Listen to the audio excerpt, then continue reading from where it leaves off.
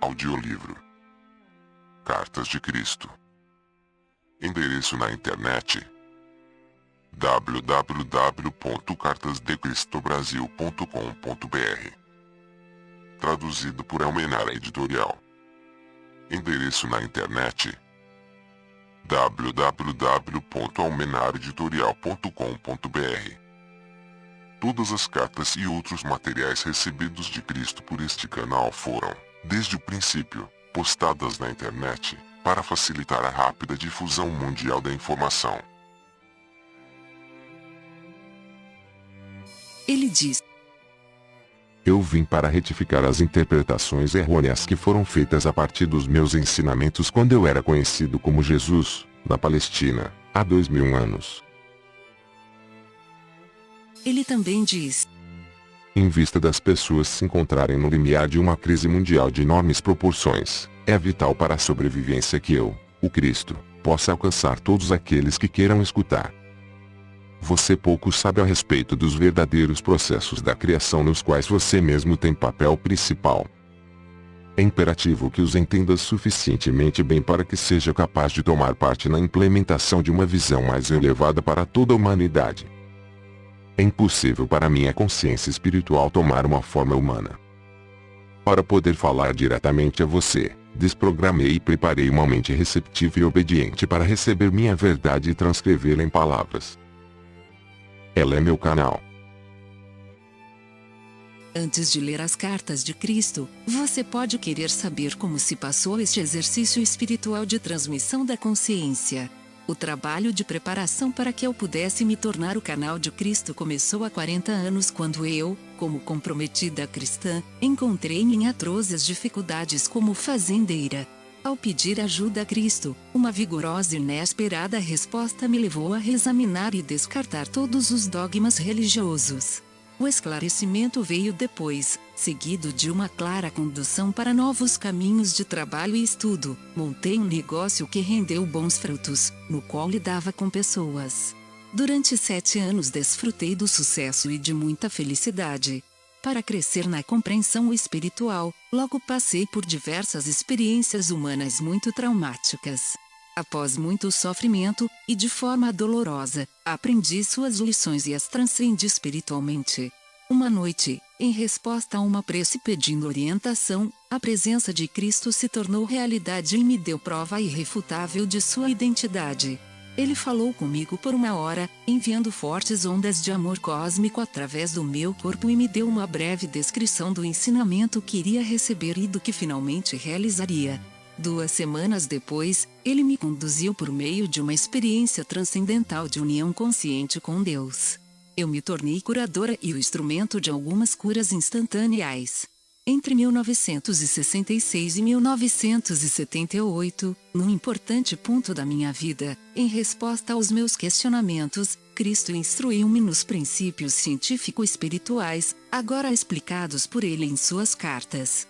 Em 1975, experimentei uma noite de visões descrevendo eventos desde 1983 até 1994, os quais todos aconteceram de fato.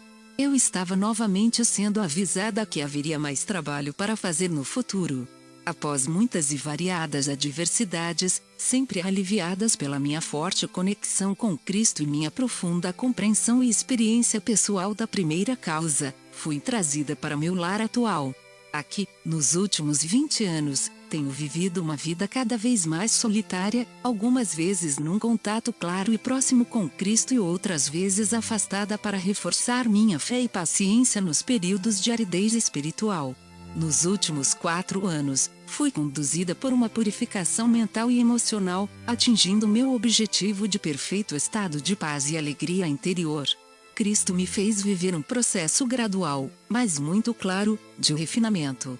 Quando perfeitamente vazia do meu eu, maleável e receptiva, a voz começou a ditar e as cartas começaram a tomar forma. Estas cartas são inteiramente obra de Cristo.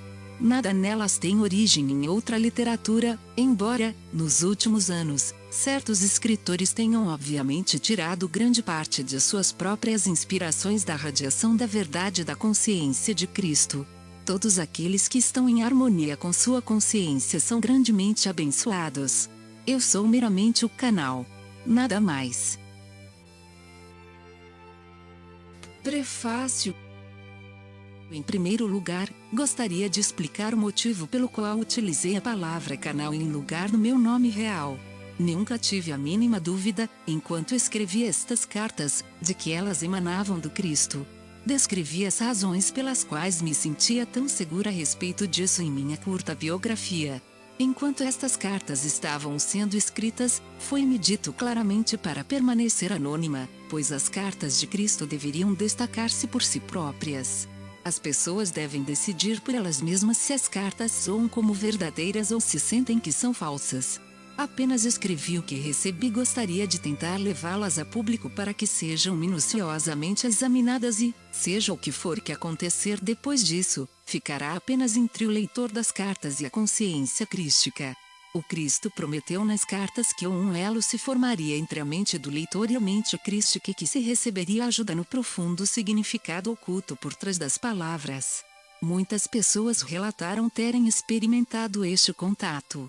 Muitas estão conscientes do fluxo desta nova compreensão. Por isso, assim como não tem importância o nome de uma secretária em uma transação de negócios, o meu nome e a minha identidade também não são importantes. O que é verdadeiramente importante é se o leitor pode sentir que este é o Cristo autêntico que ascendeu em consciência espiritual até os portais do equilíbrio, enquanto ainda retém a sua individualidade, para permanecer em contato com o mundo da individualidade. Em segundo lugar, tem havido divisões de opinião em relação à formatação por vezes estranha das cartas.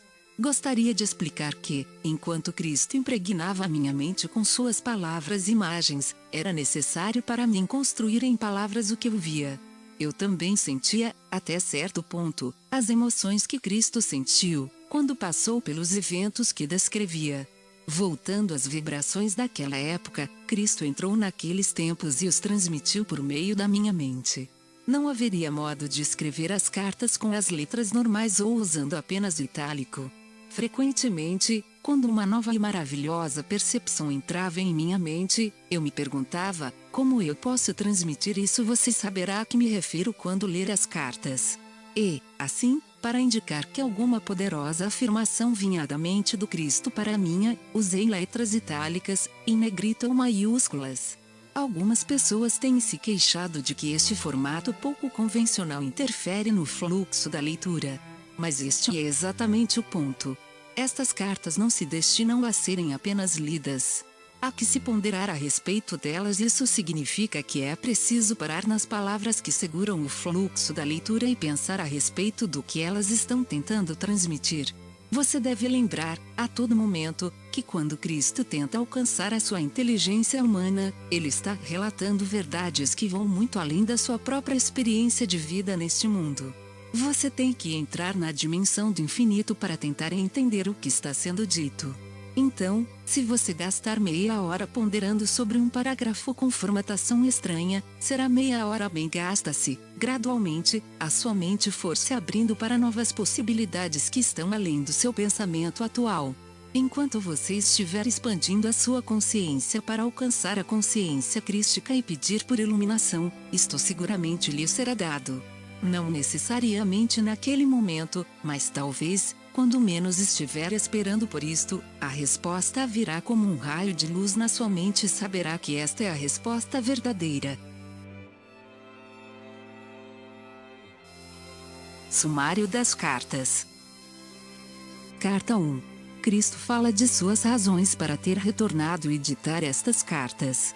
Diz que a humanidade atrai as suas próprias desgraças por meio de seus pensamentos e ações. Explica o porquê da sua verdadeira missão na Terra não ter sido registrada corretamente. Diz que não existe o pecado contra Deus e que a nossa verdadeira fonte da existência não foi compreendida. Ele descreve as 6 semanas que passou no deserto e o que realmente aconteceu, o que ele aprendeu e como o conhecimento o transformou de rebelde em um mestre curador. Carta 2. Continua a história de sua vida na Terra, o retorno com sua mãe para Nazaré, a recepção que teve, sua primeira cura em público e a tremenda reação. A escolha dos discípulos. Seus verdadeiros ensinamentos. Carta 3. Continuam os incidentes de sua vida, os ensinamentos, a consciência de que seu tempo na Terra seria abreviado pela crucificação. As coisas que ele fez para provocar a ira dos líderes religiosos judeus. O que realmente aconteceu e o que foi dito na última ceia, a atitude dos discípulos, e a verdade em relação à sua ascensão. Carta 4. Cristo retoma o fio de seus ensinamentos na Palestina e diz que ele, Maomé, Buda e todos os outros mestres continuam a desenvolver-se espiritualmente até que todos tenham ascendido à consciência crística. Cristo fala da verdade a respeito do relacionamento sexual, dizendo que a atitude entre os homens e as mulheres vai finalmente mudar. Haverá progresso espiritual e nascerão crianças com um novo potencial espiritual. Cartas 5 e 6. Cristo começa a explicar os verdadeiros processos da criação. Ele faz alusão às crenças da ciência e das doutrinas religiosas, as rejeita e define a verdade do ser. Menciona a verdade a respeito do ego humano, o meio para a individualização terrena, e portanto necessário, mas também fonte de todo o sofrimento. Carta 7. Cristo explica a verdade a respeito do ato sexual, o que realmente acontece espiritual e fisicamente. Como as crianças nascem em diferentes níveis de consciência. Explica o lugar do homem e da mulher na ordem do mundo. Carta 8. Cristo explica a realidade dos homens e das mulheres, como viver segundo as leis da existência e como entrar em um estado de bem-aventurada harmonia de ser, no qual todas as coisas são abundantemente providas, a saúde é restaurada e a alegria se torna um estado natural da mente. Cada indivíduo pode alcançar esse estado interior de bem-aventurança e a paz se tornará então a norma. Carta 9. Cristo alinha as conclusões de suas outras cartas e diz claramente às pessoas como superar o ego, como ganhar a verdadeira autoestima e experimentar a alegria da paz interior. Ele fala do racismo e de uma mensagem pessoal de coragem e amor para todos aqueles que foram atraídos por suas cartas. Textos complementares. Texto número 7. Minha verdadeira missão. Sei o quanto é difícil sua vida. Descendo das alturas da alegria espiritual para fazer contato com as vibrações terrenas, sinto as mudanças de consciência em mim mesmo e a pressão das pesadas e opressivas vibrações de seus pensamentos em minha alma. Quando vim à Terra, há 2000 anos, minha missão era de iluminar as mentes das pessoas que haviam acolhido uma religião em parte pagã e em parte mística. O povo, que estava impregnado disto, era arrogante e convencido de que era o povo escolhido por Deus, Jeová, no qual acreditava fervorosamente, mas que não existia. Seus profetas falavam de suas percepções místicas de alguma consciência espiritual transcendente. Usavam uma linguagem imaginativa para descrever este Deus. Criavam imagens mentais de grandeza e esplendor. Eles também produziam o efeito desejado de controlar as pessoas pelo medo das represálias vindas do céu na forma de perdas pessoais, doenças, privações, pragas e desastres climáticos. O objetivo de minha vida como Jesus na Palestina era o de ensinar aos judeus que sua percepção do Criador estava totalmente errada. Porém, a adesão fanática às suas preciosas crenças religiosas era impenetrável e consequentemente, em vez de alcançar os meus propósitos na Terra, fui levado à crucificação por causa deles. Não é possível que eu volte à Terra em nenhuma forma, nem como criança, que não poderia conter as minhas poderosas vibrações, nem como um ser celestial, pois as multidões não poderiam me ver. Assim como há coisas que são vistas e ouvidas pelos animais e que são invisíveis ao olho humano, assim também sou invisível às pessoas que estão no nível de vibração terrena. Portanto, tive que preparar a mente de uma alma evoluída que assumiu a forma humana para trazer minha mensagem à Terra. Aqueles que estão suficientemente evoluídos espiritualmente para ouvir, me ouvirão. Aqueles que ainda não estão preparados, não ouvirão e não poderão receber a minha mensagem neste momento. Porém, todas as pessoas estão no caminho de elevação que conduzirá, um dia, aos mais altos reinos celestiais. Então, desta vez qual é minha verdadeira missão, ao me expressar por meio da mente de outra pessoa? e a de tentar torná-lo plenamente consciente de como o seu universo foi trazido à existência e à manifestação visível. Esta é a mensagem mais importante já trazida à Terra, uma vez que ela vai muito além das superficialidades, até o nível mais básico de toda a criatividade, referindo-se à parte que os humanos têm nessa criatividade, na criação de sua personalidade, saúde, relacionamentos, ambiente, experiências e sucessos em suas vidas. Explica as razões do êxito, ou a falta dele, no cotidiano. Esboça a maneira segura de converter os erros persistentes em êxitos. Esta mensagem é para chamar a sua atenção para as vibrações da consciência. Enquanto mudam os seus pensamentos, também mudam as vibrações, pois elas são responsáveis pela aparência de todas as coisas. Quando as árvores são derrubadas, a princípio estão saudáveis e suas vibrações são de certa frequência. Porém, como a madeira fica no solo durante muitos anos, as vibrações caem pouco a pouco e a madeira apodrece visivelmente. Compreenda que a aparência da madeira muda apenas porque a sua vitalidade e as vibrações pouco a pouco vão desaparecendo. Assim, deve ser fácil entender que a realidade de tudo que está debaixo do sol está verdadeiramente na energia que a sustenta, e não na coisa que pode ser tocada, vista e ouvida. O mesmo se aplica ao seu corpo. No início as vibrações em um corpo saudável são normais. Mais tarde, em função do desgaste dos pensamentos negativos, as vibrações começam a cair até o ponto em que o tecido muda e se estabelece a enfermidade. Quando você está cansado, esgotado, as vibrações do corpo caem um pouco e torna-se difícil se mover. Depois do descanso e do sono, as vibrações se restauram e você se sente capaz de continuar suas atividades novamente.